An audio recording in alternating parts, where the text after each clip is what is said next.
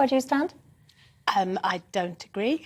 I mean, I know that you have to make as good a fist as you can of trying to make us a pig's ear into a silk purse, but we are in such a pig's ear at the moment. What a mess, what a state, what a government. What government? You open the show with Liz Truss is still Prime Minister. I'm checking my phone to see if she's still going. We just don't know from one moment to the next who's in charge. And we can't continue like that. And while I don't think that the poll out this afternoon that has the Conservatives 36 points behind Labour and actually shows the SNP having more seats than them becoming the official opposition is how this will end up. I think anyone who thinks it's going to end up well for Liz Truss and the Tories in the long run is not living in reality-based world. So I just want to be clear. Look, we've had 4 chancellors in 4 months. No one can pretend this is good. I was talking about where the government goes from here. And I thought, watching today, look, I didn't vote for him when he ran for the leadership and it went to the membership, and I wouldn't have voted for him if I had a vote in this competition. Jeremy Hunt looked really good today.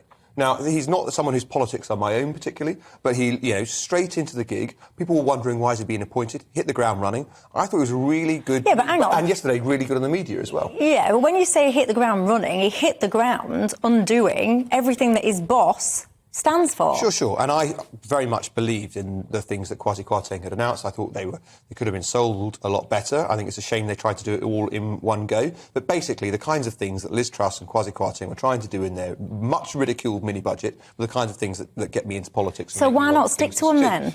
Well, I think, look, in the end, the government didn't U-turn. Take the first example, when they U-turned on the 45 pence upper rate of tax. The government didn't abandon that policy, which, by the way, brings the exchequer at the moment about £2 billion, which, no offence, in government terms is pretty small beer. They didn't abandon their position on that because they suddenly thought they were wrong. They abandoned their position on it because they realised they didn't have the votes in the House of Commons.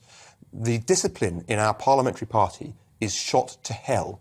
And if you cannot rely anymore on your own backbenchers and your own party to deliver, then you have to change course. My point being that discipline in the Tory party used to be its best quality. Now its absence is its worst quality. Who can blame a Prime Minister for U-turning on a policy when her own MPs won't support her? Well, yeah, you see, one of the things is many people, I've been looking at the commentary today, many people are saying this is a coup. These are people with their own agendas that are politicking out of the country's goodness, the weakness, if you like. They're trying to get Liz Truss out because it suits them.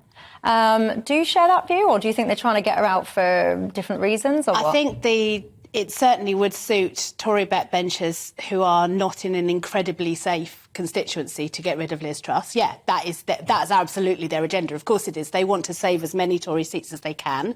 They believe that Liz Truss is a danger to that. So they want to see somebody else running the Conservative Party. In terms of mandates and coups, Liz Truss didn't really have one particularly. The manifesto that Boris Johnson stood on in 2019 was very different from the one that she then ran on the Conservative leadership for. Now, I recognise that we don't have the kind of parliamentary system that would mean that we'd have to have a general election every time we change PM. But I do think that when you put a prospectus to the country and say this is what our government will do for the next 5 years, changing it in 2 years after you've changed your leader and then complaining of a coup when that gets overturned is a little rich. Yeah, but there's a big deal that's happened in between. It's not like this is just a continuity of, like, normal life. Yeah, the big deal is you had a couple of market fundamentalists who got told they were mental fundamentally by the market. They got told, even we, who you are supposed to be talking directly to with these policies, do not like these policies. But go on. The first thing that happened, though, and this is what Emma's just put that position if I may say, very reasonably. But what I've never understood about people who say, Liz Truss has got no mandate and so forth is, normally it's the very same people who cried for Boris Johnson to go. And we don't have a parliamentary system in which, you produce a new president each time the political party changes its leadership or have to have a general election when that happens. We replace our prime ministers mid-term relatively frequently. And indeed, the Labour Party famously did so several times, both Wilson Callaghan and, of course, Blair Brown. But I think there's a difference between changing the personnel, perfectly reasonable. I think Boris should have gone. He lost the confidence of the country. He lost the confidence of the parliamentary party. But I think there is a big difference between saying we stood for these things in 2019 and now we stand for totally the opposite things, and then a different thing again But there's been a global saying pandemic in between. once you've said the total opposite things that you're going to do, then saying it's completely unfair and completely against the mandate that she has. I of course see your point.